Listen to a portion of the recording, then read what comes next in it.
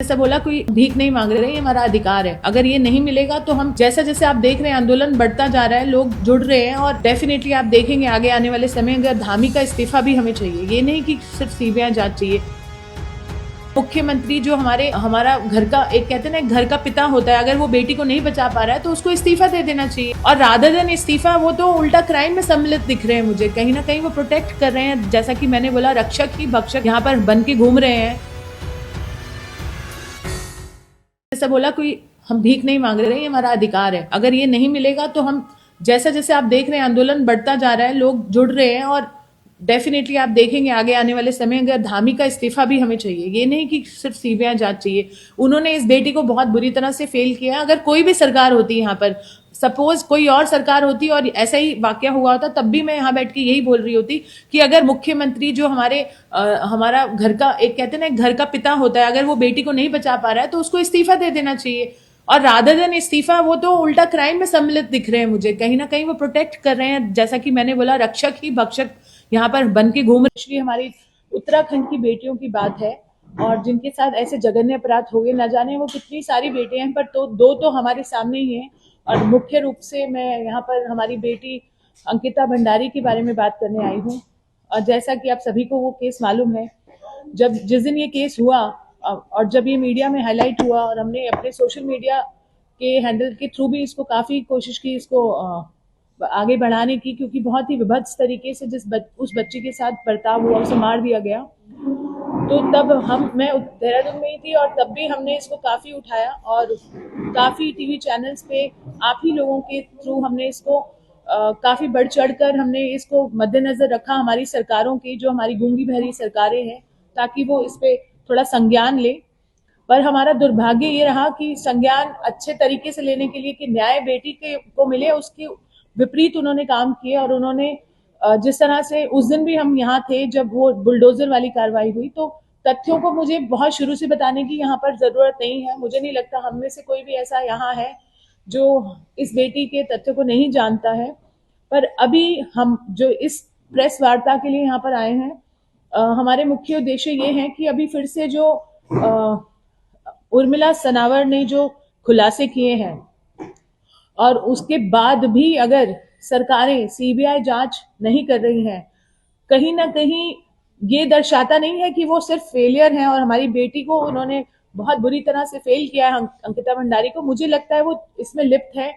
और अब तो बहुत ही ज्यादा एविडेंट हो गया है, जिस तरह से ये वीआईपी का नाम सामने आ गया है, उस इंसान का नाम आने के सामने भी कम से कम एक आश्वासन तक नहीं आया है मुख्यमंत्री का, जो कि बहुत बोलते थे कि यहाँ पर हमारी बेटियों को न्याय मिलेगा। या इस पर्टिकुलर केस में उन्होंने बोला, देखो मैंने बुलडोजर चलवा दिया है, मैंने अपनी कार्रवाई कर दी है। बुलडोजर चलाने से कार्रवाई नहीं होती है, बुलडोजर चलाने से सबूत मिटते हैं। और वो जो महिला सबूत मिटाने में उस समय खड़ी थी वहां पर, रेनू बिष्ट, मुझे लगता है कि हमने बहुत ही उनको पोलाइटली हैंडल किया है। हम सब ने सिर्फ उनका नाम उजागर किया, पर सबूत मिटाने के जुर्म में वो इस औरत को ना कि इस्तीफा होना चाहिए या यहाँ से निकाल देना चाहिए पार्टी से, मुझे लगता है उनकी गिरफ्तारी होनी चाहिए। मुझे नहीं मालूम है किस तरह से कानून काम कर रहा है या हमारी मांगे सही तरह से नहीं पहुंच रही हैं। इन महिला का तो कम से कम गिरफ्तारी मिनिमम बनता है। सबूत मिटाने के बहुत सारे आईपीसी सेक्शन जो अब की बीएनएस में कन्वर्ट हो चुके हैं, उनको जेल होनी चाहिए। बस लीगली मैं यही कहना चाहती हूँ कि हालांकि देखिए, सीबीआई पे मैं अगर ऑफ रिकॉर्ड बताऊं तो सीबीआई पे मतलब बहुत ज्यादा हमें वो नहीं है भरोसा, बट लीस्ट ये लोग अपनी तरफ से कम सीबीआई करेंगे तो हमें लगेगा एक स्तर ये लोग आगे बढ़े हैं लीगली। तो अभी ये कोर्स चलेगा, बट ये उसको टाइम बाउंड दृष्टि से अगर ये कर दें, 2 साल तो इन्होंने लगा दिए लोअर कोर्ट में, इसको सुप्रीम कोर्ट के एक जज के निरीक्षण में अगर ये जल्द से जल्द एक टाइम बाउंड कमिटमेंट कर दें तो मुझे लगता है उससे बड़ा इसमें अचीवमेंट नहीं होगा, क्योंकि ऐसे तो सालों साल चलेंगे। हमारे छावला गैंग रेप केस में भी 9 साल 10 साल के बाद उन्होंने एक्विटल दे दिया। तो क्योंकि मामला ठंडा हो जाता है, उन्हें लगता है लोगों की जो भावनाएं हैं वो भी थोड़ी फिजल आउट हो जाती हैं। तो हम नहीं चाहते ये हो, हमें आप समय दें वो 1 साल 2 साल, और ये सब हो पॉसिबल है क्योंकि ये सब रिफॉर्म्स हुए हैं निर्भया के बाद।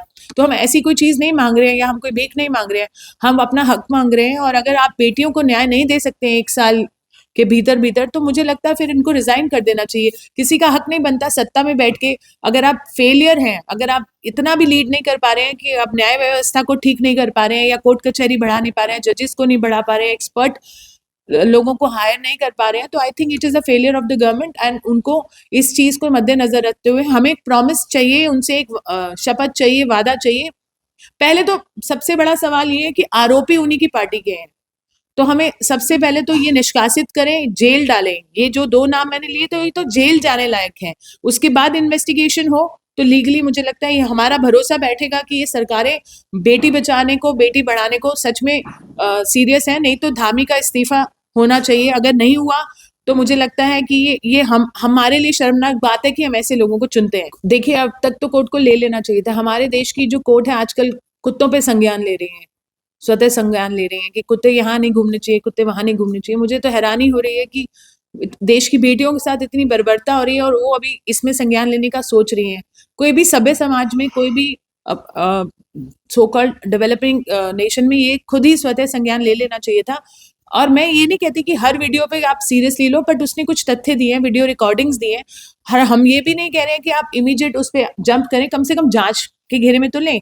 कम से कम, जैसा कि मैंने बोला, नया लॉ यही कहता है, जो कि आफ्टर निर्भया मैंने तो नहीं बनाया, कि आप गिरफ्तारी करके आप जांच कीजिए, अगर निर्दोष हो तो छोड़ दीजिए, बट कम से कम जांच तो कीजिए। अगर आप जांच भी नहीं करें तो आप सीधा सीधा आरोपी को बचा रहे हैं, और आप नहीं चाहते कि और बड़े खुलासे हों, क्योंकि वो जेल जाएगा तो उसे खुलासे करने पड़ेंगे। आपकी इस पर क्या राय है, हमें कमेंट कर जरूर बताएं। इसके साथ ही आप हमारे YouTube चैनल को सब्सक्राइब कीजिए। आप हमें Facebook, Instagram, Twitter पर फॉलो भी कर सकते हैं। और संवाद 365 के साथ एक क्लिक में जुड़ने के लिए डाउनलोड कीजिए संवाद 365 ऐप।